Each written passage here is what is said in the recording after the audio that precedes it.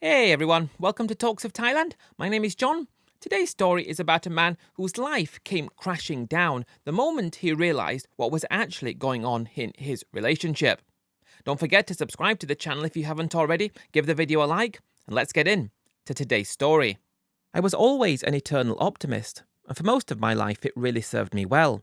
Perhaps that's why things happened to me the way they did in Thailand, because up until I went to Thailand, it was my optimism and my looking on the bright side of things that allowed me to perhaps overlook the things that were bad in my life and not really pay close attention to them, and I accepted that my life was good. I had a good time, a great family, and there was nothing for me to be unhappy about. Positivity was always the mantra of someone very close to me in my family. She was also very positive-minded, always happy, and always looked on the bright side of things, and I took that to heart throughout the course of my life. I left university after getting a good degree, I got a good job, and then I met who I thought was going to be the lady I spent the rest of my life with. I landed on my feet when it came to promotions I got through my job before I started my own business, and every time perhaps something went slightly wrong in my life, I always didn't pay close attention to that. I would ignore it and think about the things that were going right. My first child was born when I was 25, second when I was 27, and third when I was 30, and for the most part, I believe I gave them a great childhood. I provided them with opportunities that I was thankful to have during my childhood, and my wife and I went away together with our children on great holidays to countries around the world that their friends at school didn't have the opportunities to go to, at least not all of them. We travelled to places that I'd always wanted to go to. We went to Kenya, spending time in Mombasa, and that was an experience to behold when you've got children in their early years. The youngest was 5, I believe, when we went there, and I thought that opened them up to the bigger world and other things that were happening in the world that we were fortunate enough to not have to experience at home. We went to South Africa, Jamaica, Florida, and all over the world we were able to travel.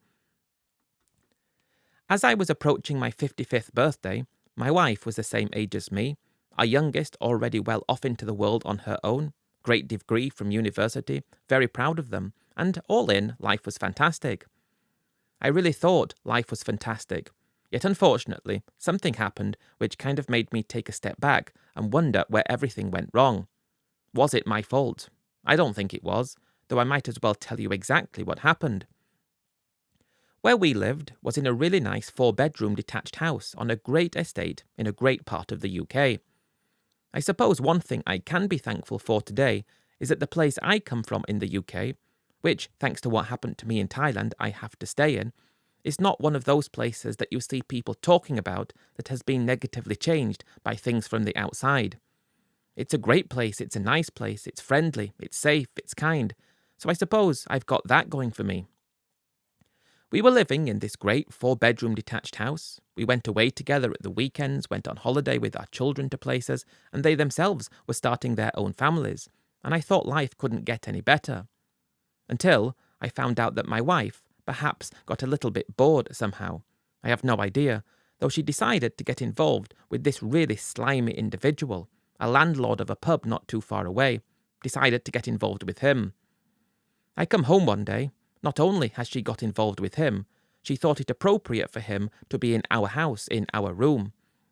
Her audacity and her lack of dignity, her lack of respect towards me and to the family that we raised in that house really took me by surprise. I would never in a million years have thought she would have done something like that. I would have never done something like that. I was always faithful to my wife. She was always my first. She was always my second and third. She had just tore up the bonds of what I thought we had, and I was soul-destroyed. I got quite angry, unfortunately. Not unfortunately, you can't help it, when I found that out. I left the house and I deliberately crashed my car into his. The police came round and took me away, and for a few weeks I'm living at a friend's house while she is together in my house with him. Apparently I was becoming distant. I don't know where she got that from. Apparently I was unkind. I really don't know where she got that from, and apparently I wasn't exciting anymore. Well, what excitement do you want? I have no idea. Before long, they moved together to the local pub where he was the landlord. It was a nice area where the pub was, though obviously what a slimy individual he was. That went on, and I'm very, very depressed. I start hitting the drink hard, not knowing what to do. Still living at my friend's house and not going back to my house, even though they weren't in it anymore, because it just felt dirty to go to. About 3 months later, though, there's a knock on my friend's door. We're just having a few beers, just chatting about life and what we're going to do. He'd been divorced a long time prior to that, and we hadn't come up with anything yet. Though a knock on the door, and there's a crying woman outside. It was my wife, who was still my wife. My friend answers and looks at me and says, "You better come and have a look at this." I walk over to the door and she's in tears. She's saying, "I'm sorry, I didn't know what I was doing. I thought I didn't love you anymore. I made a mistake," and all of this nonsense. And I'm just looking at her like, what kind of fool do you take me for? I really couldn't believe that she thought she could come crawling back after that. It was when I finally understood that she actually expected me to come crawling back, that I just wanted to go away, I wanted to escape. I wanted to leave where I was from and just find somewhere different, find somewhere where I could reinvent myself and have a new go at life, because this was completely unacceptable as far as I was concerned. There she was, grovelling in tears, a 55-year-old woman. She was quite attractive, though. She wasn't fat, so I suppose that made a difference, though she was just grovelling. I'm so sorry, darling." She called me that. "Can we try again? Let's go back home," she said. I just slammed the door in her face. Well, not in her face directly, because I could probably got charged for that. She knocked on the door again, and I refused to open it. My friend went to answer the door, and he just said, "I think you better leave." So she left, and the following morning I got a call from my middle child saying, "Mum's really upset. I think you should go and talk to her." We hadn't told the children what had happened yet. When I told my middle child what had happened, he said, "Oh, I didn't know. I'm sorry, Dad, that's not right." Then it turned out that my children didn't want to speak to their mother again, and she was really upset and depressed, and well, it was her own damn fault. The kids came round to see me at my friend's house, and they were all supportive. Great kids, very lucky to have them. After that incident, though, I needed to escape. My friend and I were both semi-retired age. We weren't short of money. The problem was, though, if I was going to get divorced, that's going to cost me a lot of money. I'm going to lose a lot of it. I think I'd already decided that divorce was something that I just had to do for my own dignity. I wasn't prepared to accept what was happening. We're just chatting there over the next few days. Where are we going to go? My friend lived in this great house on a hillside overlooking the valley below, and we'd sit in his conservatory, a couple of gin and tonics each, talking about the world and putting the world to rights. It just came up one day, probably when I'd really already filed for divorce. In fact, I should be honest, it was my wife who filed for divorce, claiming I became distant for not wanting to get back. Well, what a crazy situation, but that's how it went. We're sitting in the conservatory again, a couple of gin and tonics, and there's a knock on the door. The Indian takeaway arrives. We're sitting there enjoying it, and we think, how about we go to India?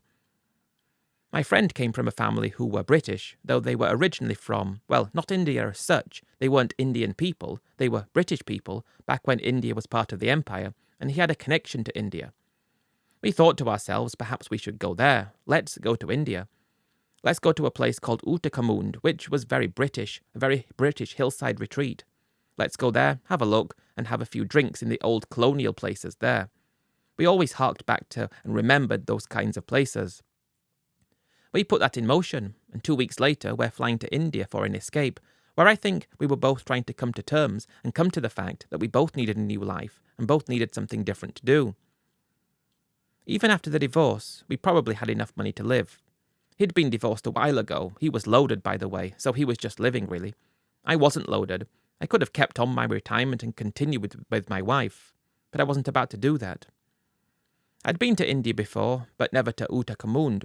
That was just where I needed to escape that feeling of depression and the feeling of being trapped and cornered back in the UK.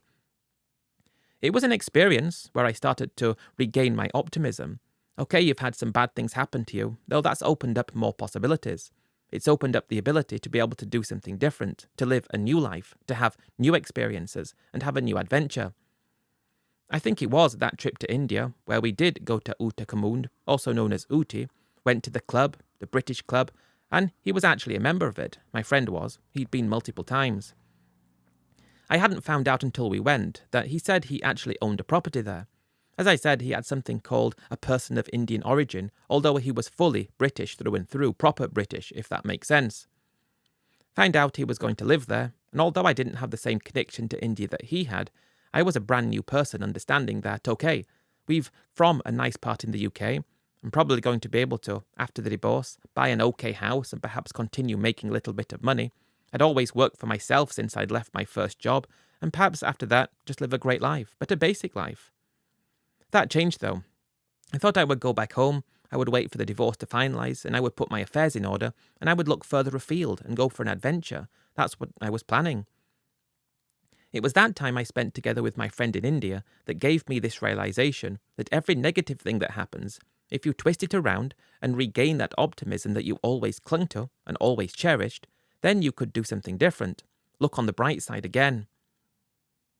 Going back to one of my family members who was always that way minded, I'd always think about her, my great-grandmother, by the way, very traditional English lady. Never worked a day in her life. Her family never wanted her to do that. It was a family in decline, so to speak. When you start out with family who owns a lot of stuff and then it gets divided throughout the years as the generations go down, my great-grandmother was the epitome of an English lady, this eternal optimist, and we really looked up to her in the family.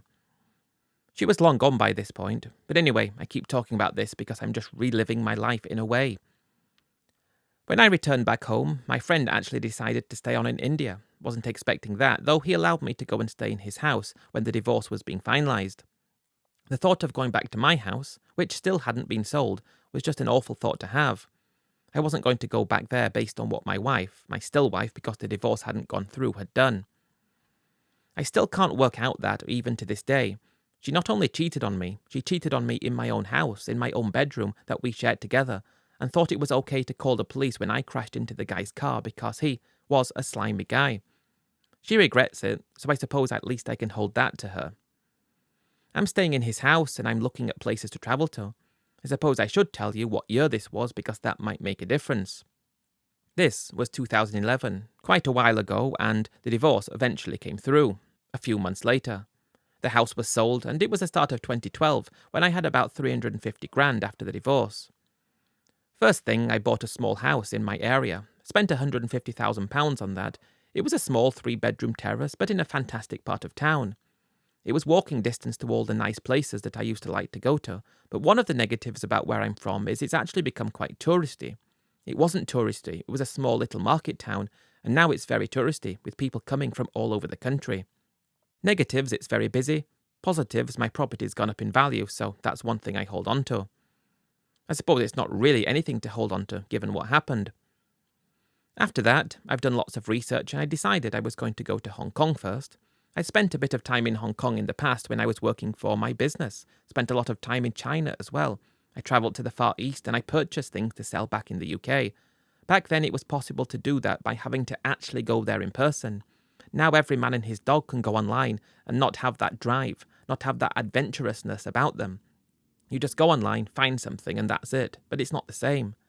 Before, you actually had to go there. You had to witness it. You had to see it in person. And I was in factories in the 1990s in Hong Kong. I especially loved Hong Kong and China and all the places that now, well, it's not the same. No point going on and harking back to times gone by, though I suppose I do that all the time. I was going to go to Hong Kong, then I was going to take things from there. I was going to spend a year just travelling and living and experiencing an adventure that I wouldn't have been able to have if I was still married, and I was actually quite happy that I wasn't married anymore after the divorce came through. I will admit that my friend was already back home at this point. My ex-wife came round again saying she's sorry, she wants to try again. She was really sorry. I think she kind of understood that she was 55 and I was, 55 too, but not fat, quite attractive. But when you're 55, your options aren't the same as they are when you're younger as a woman. But for a man, it's different. I too wasn't fat or unattractive, but a guy at 55, like I've just said, is kind of different than a woman who's 55. I always looked at it, well, when we were together from an early age, she had her looks, her beauty, and she gave me her younger self, and I was prepared to give my older self to her. I would never have done anything, and that's how it works. You stay together and you cherish your wife and you love your wife, and although as a guy you have options for younger people that maybe women don't necessarily have, I was happy to be faithful. But she's trying her best over the couple of weeks while I was waiting to head off to Hong Kong, telling me that we should try again. Can we go together? But I just had to keep saying, no way, I'm here to build a new life. I think she finally gave up. Went for a meal with my children, saying I hope you all do well, and they were doing well. I did tell them, though, you have to make it up with your mother. I don't want you to be bad with her based on what happened. I suppose I do think that was the best thing to do. Although she did what she did, she deserves her children, and they did make it up with her, which was a positive. I headed off to Hong Kong, and I think I flew business class, probably given the fact I didn't have that much money, it was a waste. Though, like I said, I'd always made money before, I was always well paid, I always came from a background of money, and it's like it's only hard work away. I can remember landing in Hong Kong. I used to stay mainly in Kowloon at a particular place that I used to stay at, although when I arrived this time, 2012 this was, I was quite shocked. I suppose I hadn't been to Hong Kong for about 18 years at that point, and I was quite taken aback by how much things had changed. Of course, it wasn't British anymore, and although I had a good time, it didn't sing to me. I think that's the right word to use. It didn't sing to me the same way it did when I was there in the 1990s. It just didn't feel the same, it didn't have the same vibes. I wanted to do something different. I started looking at other places to go to. By this point, I knew I wanted to go to Japan, I wanted to go to Korea, I wanted to go to Thailand, Nepal, Sri Lanka, and there were so many places I wanted to go. I wasn't going to retire as such. I was going as a guy who was just having a bit of a transition in life, go back home, and whatever came up from there. I felt young for my age, I should say. Retirement was possible if we were still married, but it would have been a different life. Anyway, I'm not trying to say that I'm never going to think about making money again. That wasn't the situation. Thailand was somewhere I wanted to go, and that wasn't really based on any understanding of things, though I decided to actually fly from Hong Kong to Thailand. This would have been probably 2013, I think. I spent a while in Hong Kong. I still loved the fact that only British passport holders got a 6-month stamp from Hong Kong. I loved that where other countries didn't. I believe that any country that used to be part of the empire should give British people some kind of easier access to the country. Perhaps that should have been made a condition of the country becoming independent. Okay, you can become independent, but allow British people to just go and live in the countries unconditionally. Again, that's me hoping for something that doesn't exist. We could have probably done that, but we didn't. But never mind. I landed in Thailand, and I'm trying to think of a way to describe this that doesn't sound like everybody else. I don't want to say Thailand changed me, because it didn't change me. I don't want to say Thailand did things to me that I didn't know possible, because I guess it didn't. Immediately, though, I was going after Bangkok. Only spent a night in Bangkok, nothing really of note that happened that night, but I was going to Phuket. Everyone talked about how that was where the beautiful beaches were, the holiday place like I've heard it described before, and it was an introduction to Thailand. The people who say they've been to Thailand, though they haven't been to Thailand, if that makes sense. You go to Phuket and only Phuket, and you leave, and yes, I've been to Thailand, but where have you actually been? I suppose it doesn't give you an accurate picture of Thailand as a whole. Just like you might say, I've been to Spain, and whereabouts in Spain have you been? I've been to Benidorm. You haven't got a full picture of the country of Spain by going there, I don't think. I think that's the same kind of thing, though perhaps Phuket's a little bit more upmarket. I touched down in Phuket, and probably the first thing I should say is I fell victim to the Phuket taxi scam. Found out later. I think I spent, it was a 1,500 baht or something along those lines, which was insane, to go in the taxi to my hotel, which was only 25 minutes away. Didn't realise at the time it was a scam. I hadn't been in a taxi in Bangkok before, apart from the one I got from the airport, but I got the wrong one there too. When I got to Bangkok airport, I went in one of those airport limousines, not knowing about the public taxi, which is something I found out later on, so I didn't really know that I'd overpaid. I got to the hotel though, bright and early, probably got a very early flight, it was 10 a.m. They allowed me to check in early, and I'm just loving the way that people are. I love the staff there, the way they welcome you, the way that they seem to bend over backwards to do anything in their power to make you feel welcome. Granted, it was a nice hotel, but back then, you're talking 12 or 13 years ago, it was only about 100 quid a night. That was like the pinnacle, it was so opulent. You had things above that, 5-star luxury, with an amazing breakfast included. This is what I was paying, and you had a little bit more expensive than that. But at the time, 100 quid a night was nearly as good as you can get. I believe those places have gone up substantially since then. I was just in awe of how much things cost there in comparison to places I'd been in the past. I'm sorry to keep talking about things, but I want to give my most accurate description of what I possibly can. When I went to, for example, Barbados, which would have been 2004 maybe, we went to Barbados and then we went to St. Lucia, a week in Barbados and a week there. We went and the hotels even then were probably 3 times the price of what I was paying in Thailand for the same thing years later. You'd go to Kenya, that was long before that, long before that, and then you're spending 150 quid a night for a hotel back then. Thailand was just so cheap for luxury. It was luxury cheap. That was the feeling that I started to develop about Thailand. The fact that this place is cheap, it's different, it's like you go somewhere else. Though the people are friendlier, it's cheaper and it's more beautiful. The food is great, the weather's great, and everything's great. It was like Thailand was the best of all the other places you'd been, but it was cheaper and better. And that's how I started to feel about Thailand. Although I planned to leave Thailand after a few weeks and go somewhere else, I found that I wanted to stay more. I spent a week in Phuket. I'm not finding out about the nightlife scene yet or anything yet about that. I'm just spending time in the hotel and going for walks and going for a drink somewhere, but not to a kind of bar such as Bangla Road. I didn't find out about that place. I never went to Bangla Road because I'd never been back to Phuket since then. But I decided, based on my experience in Phuket, that I wanted to go and see more of this country, Bangkok to start with, so I went there and spent 2 weeks there. The 30-day stamp was coming to an end, and I found out I could get that extended for 15 days at immigration, which was my first Thailand immigration experience, though I found it extremely straightforward. I was just a tourist, so I was happy to do anything to be able to remain. It was in those 2 weeks I spent in Bangkok when I started to explore other parts of the city that perhaps was never the sort of place that I would ever have gone in the past. I was staying in a beautiful hotel right next to the Chao Phraya River, just opposite or quite close to the brand new mall that has been built called Icon Siam. It was just around that area, just opposite on the other side of the river. It was a really beautiful hotel.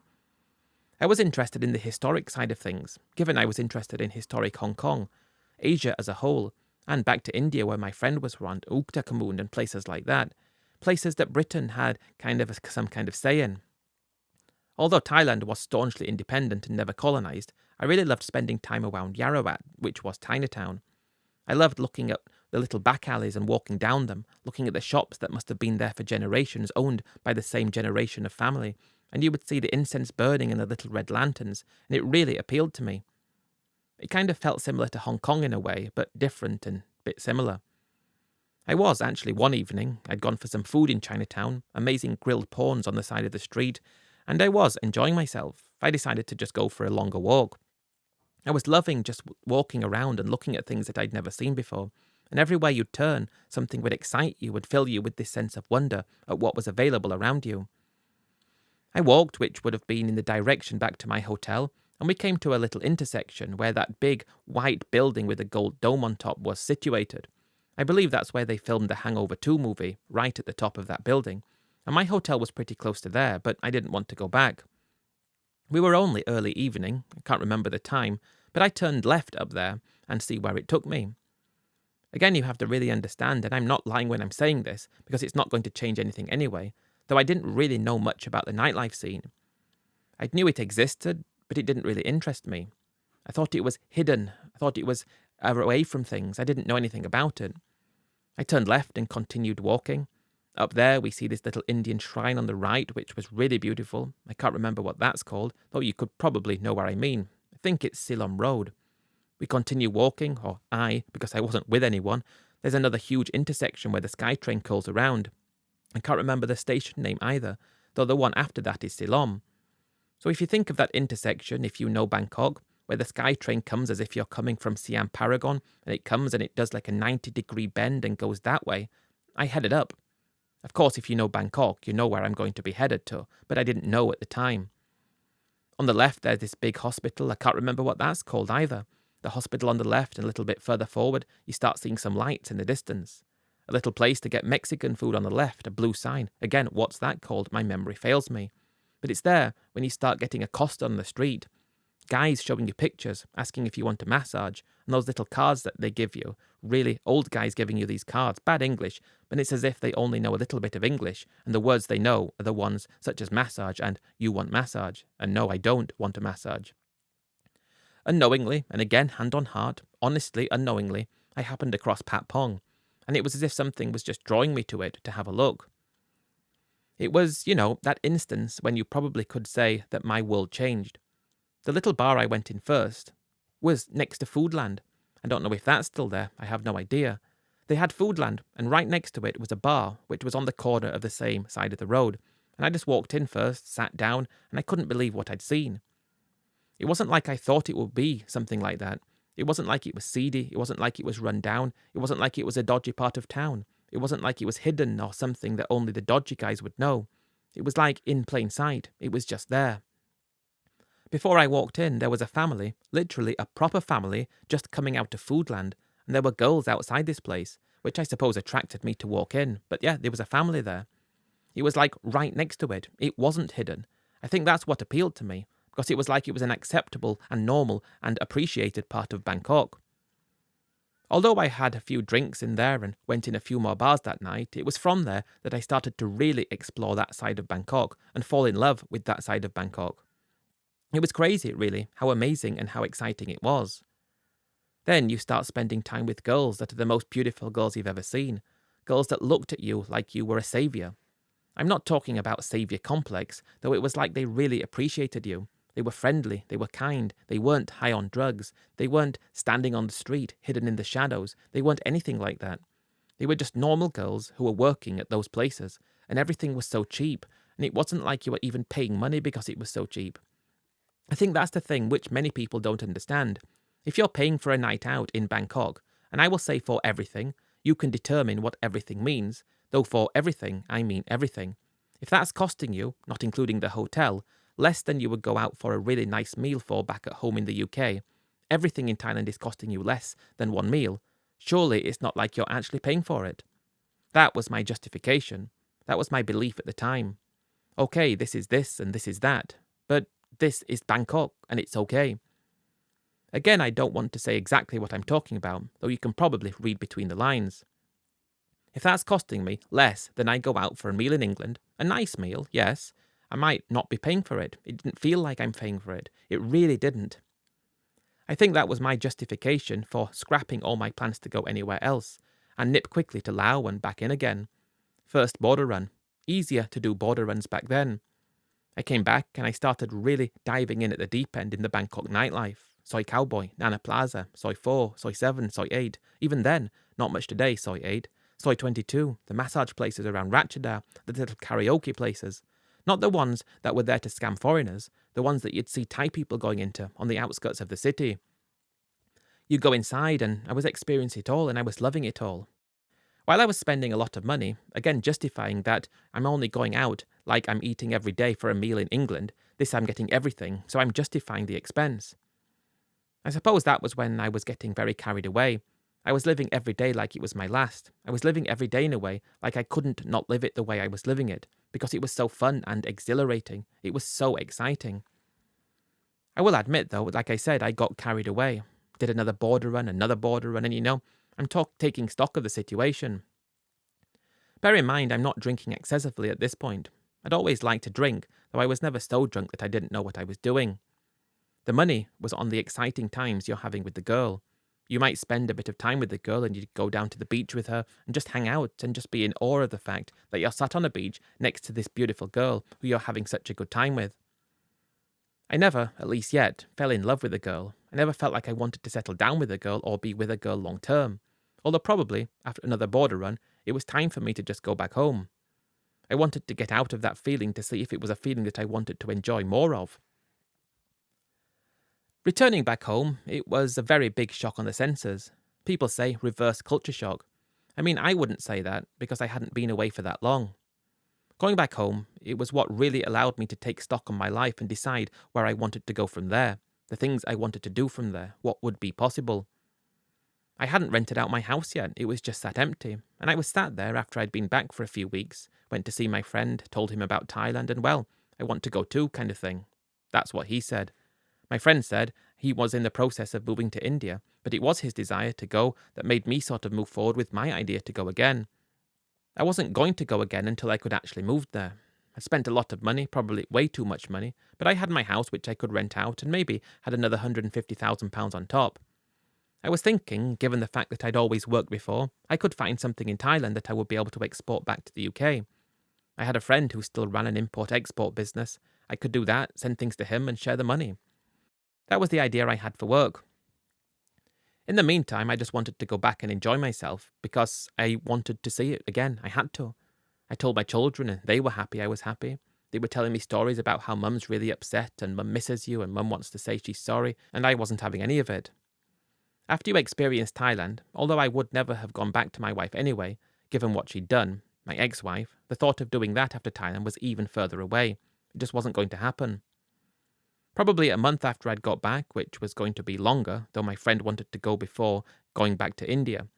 He was completely loaded, way loaded, though he wanted to go to Thailand, and that's why I went quicker than I thought I would. We went. I'd already found someone to move into my house. That gave me about 800 quid a month. It wasn't too bad.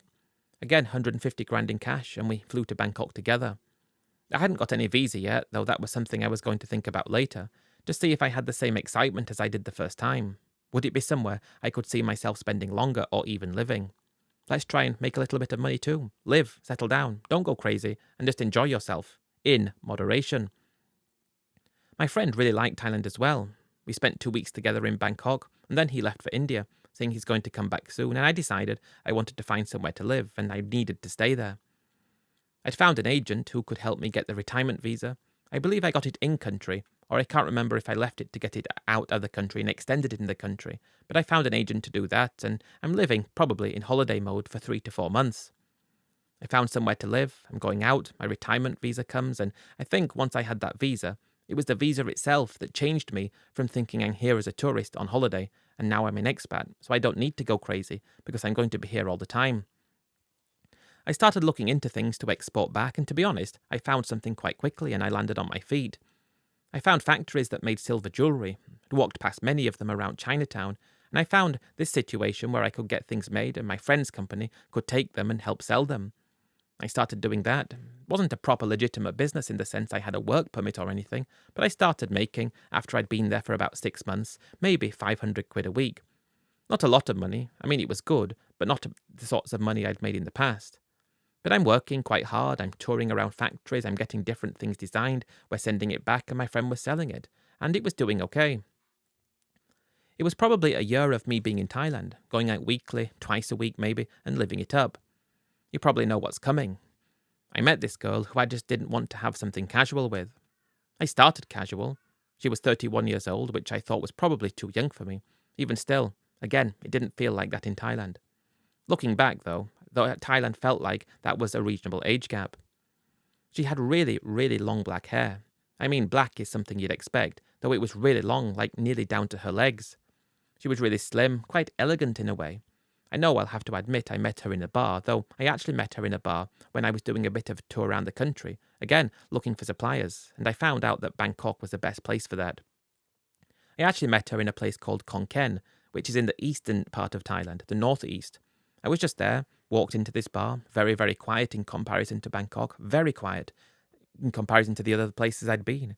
I'd never been to Pattaya, never once have I been, so I will not lay claim about that. I walked into this place and it was amazing, and I saw her and so beautiful. From Khon Kaen she was, 2 kids living close by, family close by.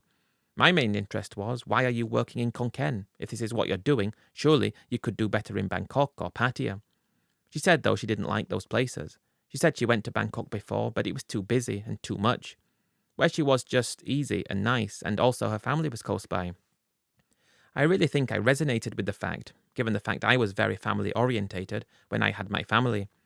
Most girls, though, seemed to be okay to leave their families in Isaan and go to Bangkok. I suppose the same could be said for Pattaya and Phuket and anywhere else, but she didn't want to do that though. Apparently she even lived with her family in the village, slightly north of the city, and she travelled there. Not every day, she didn't work there every day, and I really admired her family-focused nature. I really admired the way she held herself and came across, and the way she seemed to respect and want to be with her family. I stayed on in Khon Kaen a bit more to spend more time with her, and I'm asking probably questions that you wouldn't ever ask somebody at home. But what does your family think about you working here? She said they don't know, they think I'm working as a hairdresser. So she didn't tell her family, and I suppose why would she?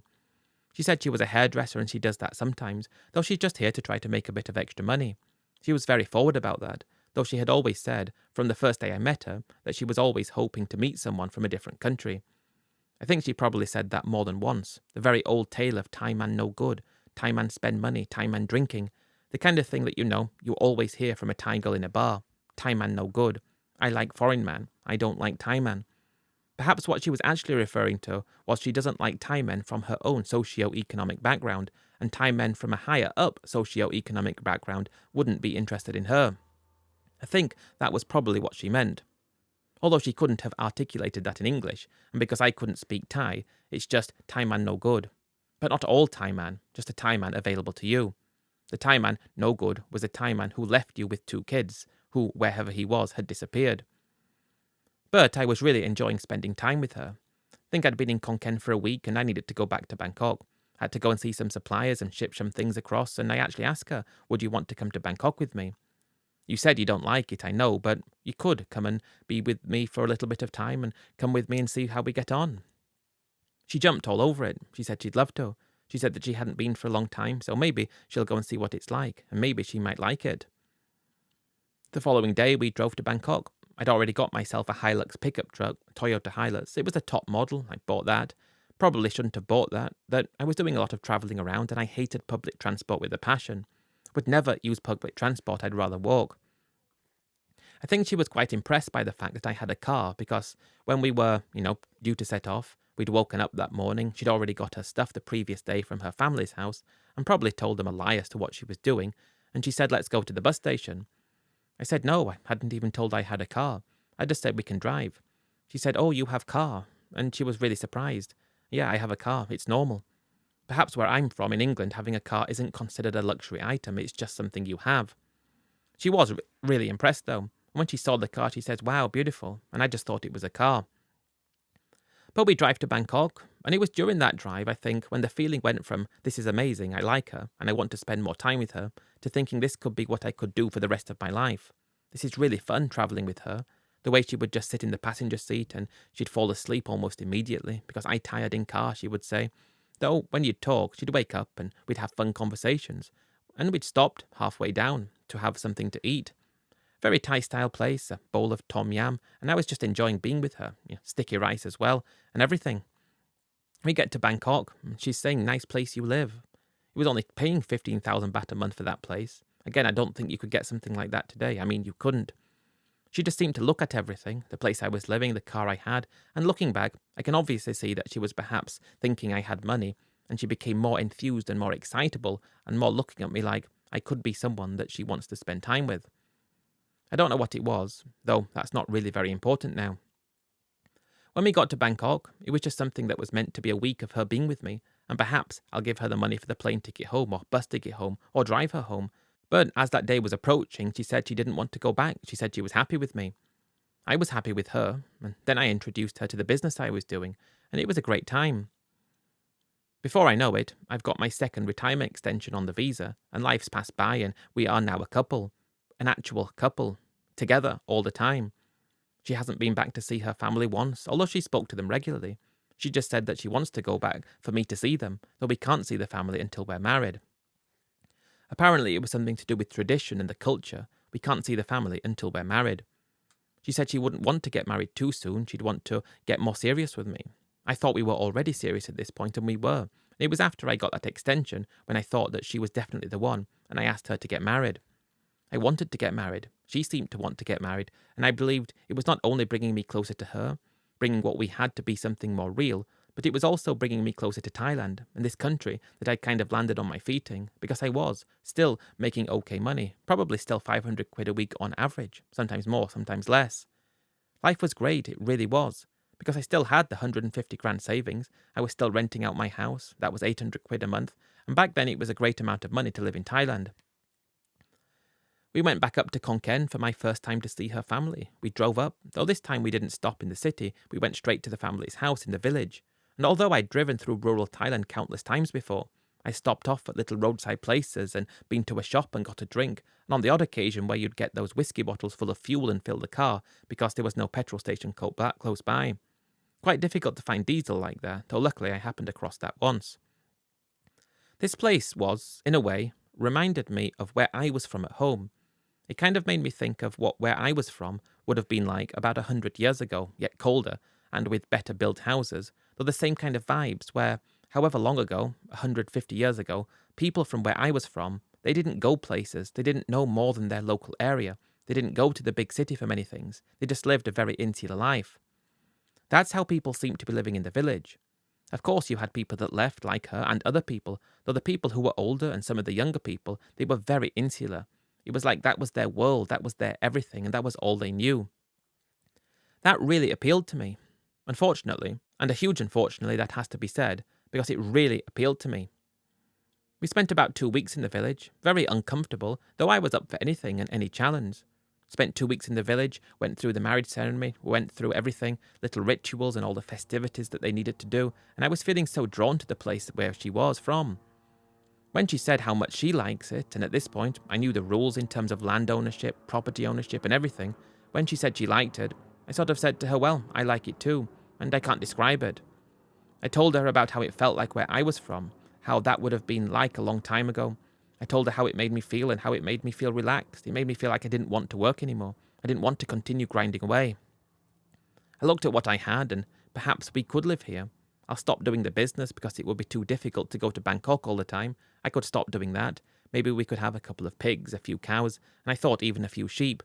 Although in Thailand, although they have sheep occasionally, in certain places, it's not necessarily like at home where I'm from. You know, look out of the window and the sheep in the field next door. That's not what it was like. A few pigs though, a few cows and chickens, and not to make any money, just to have a piece of land. She could have a piece of land, and we could have a little farm. Again, not to make money, just a hobby farm. I wanted a farm at home many times, though the thing that I didn't like about home was the weather. I suppose the fact you could do this, and you could be in a t-shirt and shorts in Thailand, it sounded good. You could walk out of the door, you'd be in a tropical paradise. It was those 2 weeks that we spent there when we arrived back in Bangkok, and I'm still working on the business, still bringing in money. It was a few months after that, when we were now married, where we were actually thinking about the decision that we should move to the village in Khon Kaen. We should build somewhere to live. We should start our life there and start enjoying life, enjoy retirement, because it felt like I had enough to retire. My house was bringing in £800 a month. I just recently had to spend a couple of grand actually fixing the boiler around that time, but that was an expense that you had to come to from time to time. And I did. I gave up the business.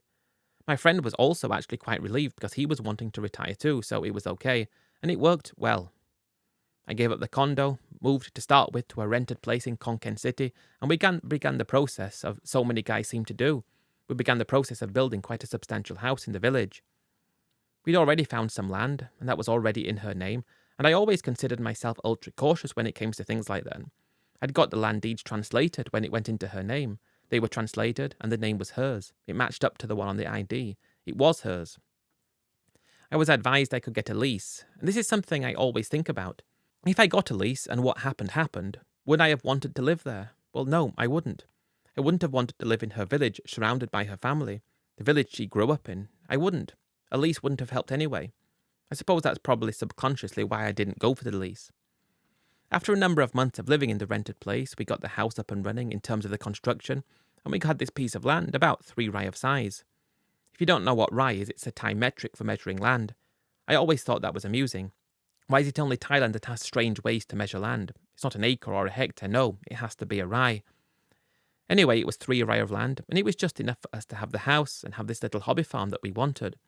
Too big for us to build a wall around, that would have cost a fortune, but we had the house. It's coming together very well. It's everything that I would want a house to be.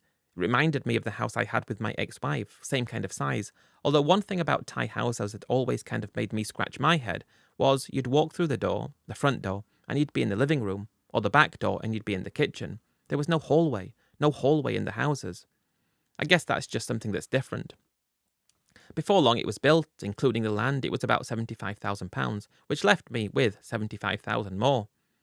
I'm getting on in years at this point. I think I've got 15 good years left, and hopefully more after that. £800 a month coming in from the house, so let's just begin life. To start with, it really was like I pictured it being. My wife is behaving like you'd expect. Her kids are not old enough to leave, though they're not young, where they're going to be around for ages.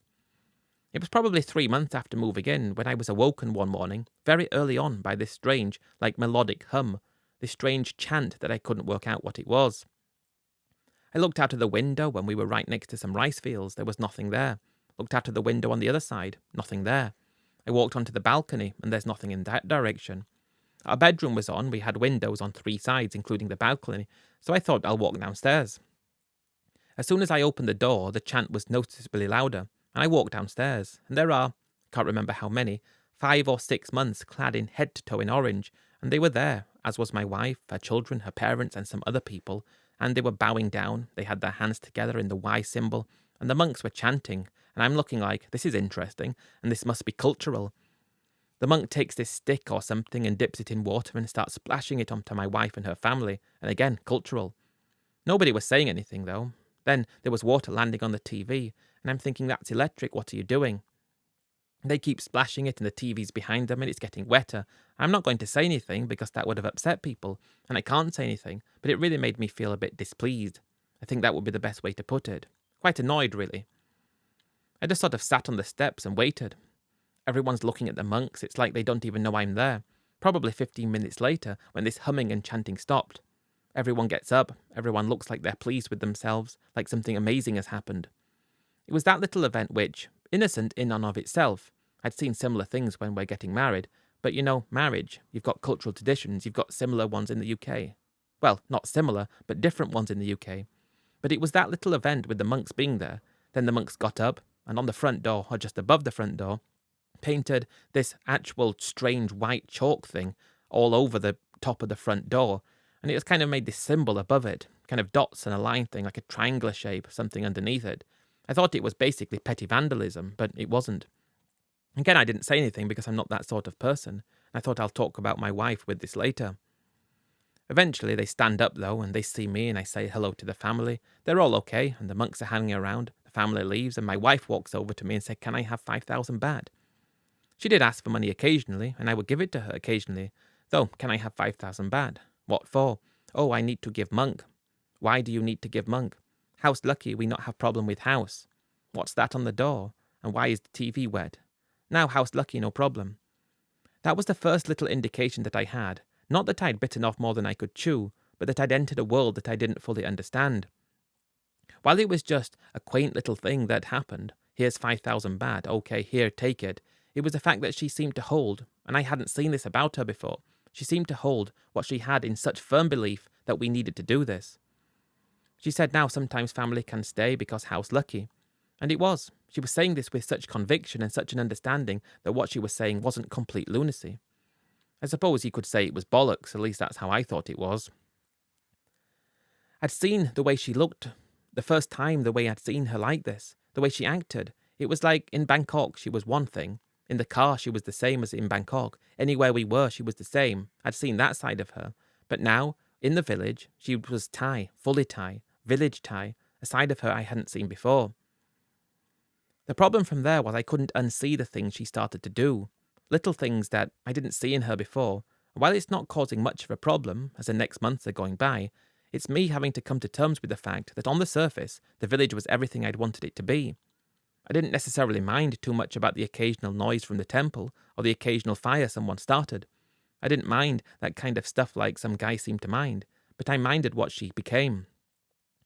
What I considered the backwardness of it, the fact that she was prepared to hold such belief in things which could be disproven so easily.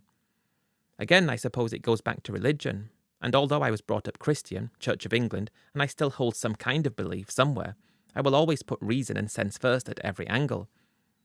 Yet the more I'm seeing after that event, the more it seems that she will put this superstition, I would call it, maybe paganism. It's not paganism, is it? It's not like they believe that, but that's what it felt like. It had this weirdness to it. Although I'm prepared and believe that she's doing this out of respect and because it's culture, it's when you start to understand that she actually holds these beliefs. She holds the beliefs in superstition when a door bangs loudly one night because I'd left a window open. But it wasn't because of the window. It wasn't because the wind had blown through the window when the door banged. It was because there was a ghost in the house. So we had to get the monks around again. Then her mother's coming round. She was a nice character, though I could never really get on with her because we didn't speak the same language. But her mother's coming round, and you have to move this. The cupboard's in the wrong place. You've got to change this here, and this is wrong, and that's wrong. She listens to her mother like she's listening to a PhD-educated scientist kind of thing. She's not prepared to listen to me, sense and reason.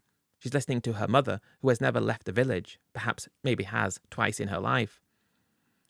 It's, I suppose, that situation which kind of made things a little bit worse from there, and a bit worse again, and a bit more again.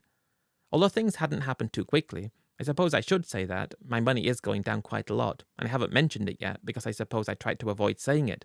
I had invested some money into a different family member who needed to borrow money, promising to give it back. I'd probably done about £15,000 worth of loans, and none of it ever came back.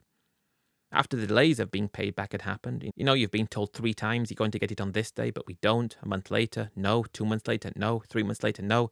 That was when I sort of understood I was never going to get any of that money back. I'd spent a lot of money on this little hobby farm. We'd spent money on digging the fish pond, which we hadn't expected before, but it was fun and I was enjoying it. But things are happening like this, and I'm slowly coming to the understanding that while I expected that my wife would be reliant on me and perhaps, help her kids occasionally, it was now her whole family seemed to be dependent on me, and it had landed on me all at once.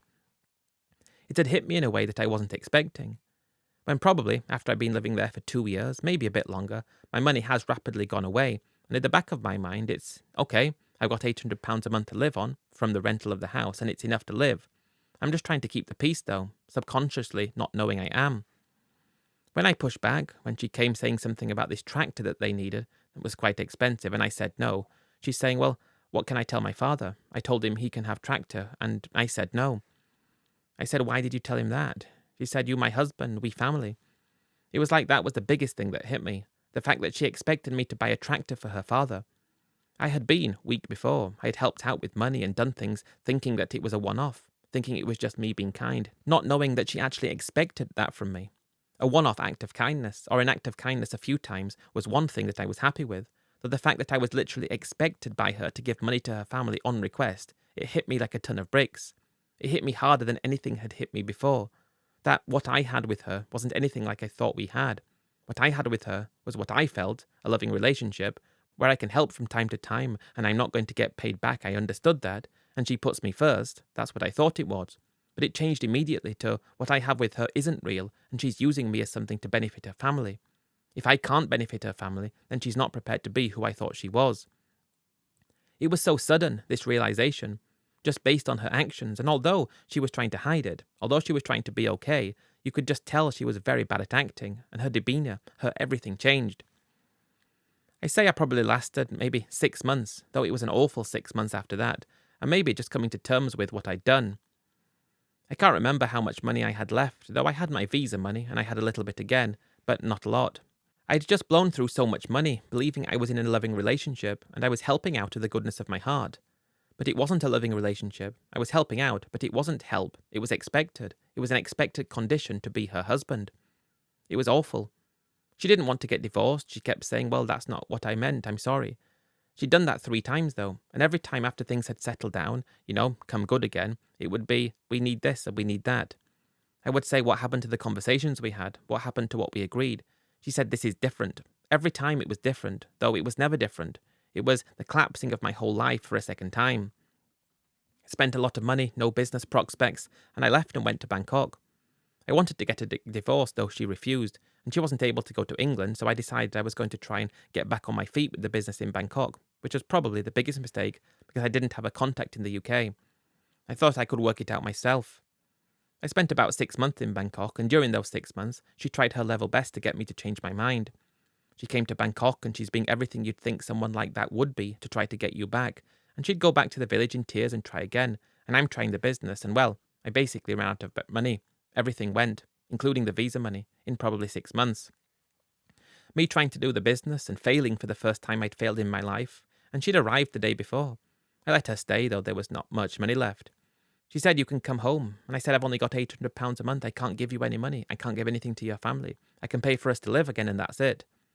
This was me admitting defeat and going back, and probably prepared to accept that I can't give any money to her family, I can't do anything other than live, is that acceptable? She said yes. I went to sell my car, got 600,000 baht for that, bought another cheap car, 200,000 baht, went up to the village again, believing that she was true to her word. 3 weeks later, I'm sorry, darling, we have emergency. This one real emergency. Can you give Papa, as she called her father, can you give Papa a little bit money? Please, just a little bit, just 20,000. Just last time, I promise. Without saying anything, I went into the bedroom, took my passport, jumped into the car, and she's screaming, darling, darling, no, where you go, darling, where you go? She's screaming this, where you go? Jumped into the car, drove away, and she's calling me, and I never answered. Straight to Bangkok, straight to sell the car, straight to the airport, and I've never been back to Thailand since. Never spoken to her since. Still married. Maybe she's got the divorce now, I don't know. I don't care. I was prepared to give it one last go after her constant begging, and 3 weeks later that happened, and it wasn't acceptable. I really hit a bad point when I got home, and I was just thankful that I was able to move back into my house after I'd given notice to the tenants. I was thankful I had that, and basically that's where I remain. I'm lucky, as I said right at the start, that I come from a nice area in the UK. I'm happy with it. It's great. It's not the life I thought I would live. It's not me living the life of luxury and always being able to travel like I thought I would, but it's not as bad as some guys get it though, and for that I'm thankful. That was my Thailand experience. My Thailand experience was, in a way, similar to so many others. In a way, my own unique one. My life really came crashing down when I discovered the truth about who my family was. My Thai family, not my real family. My Thai family, because you could call them that. It was not what I thought it was. And it was that realization that made me do the things I did in terms of trying to start a business again and trying to build things again. It was the hope that I was wrong, the hope that she changed and that she would really do what she said she would that made me go back and try again. But as soon as that last thing happened, I knew it would never change, and I knew things would never be the same, and I had to leave, and I got out. I hope you find this story interesting. It's kind of like everything that happened to me in my life in Thailand, and it's been fun sharing it, though I've heard it time and time again when guys find themselves in positions in Thailand that they don't know they're in until it's too late. They can be in a position, they can be living there, they can be thinking they're doing one thing, yet the person they're with thinks they're doing something entirely different. That was me, and that's how I lost the money I did, and how everything crashed down, and how everything went wrong. I leave you now and just say for everything that happened to me, I still have to be thankful for what I have now and for the life I'm able to leave. I'm not looking for sympathy. I'm not looking for anything other than someone who is thinking about doing something similar to come to a decision based on information that I've provided to the mix, that I believe is important to provide, that I believe can help people make more informed decisions. I think that's what I want to say, and I will leave you for now. Cheers, mate, and stay safe in Thailand.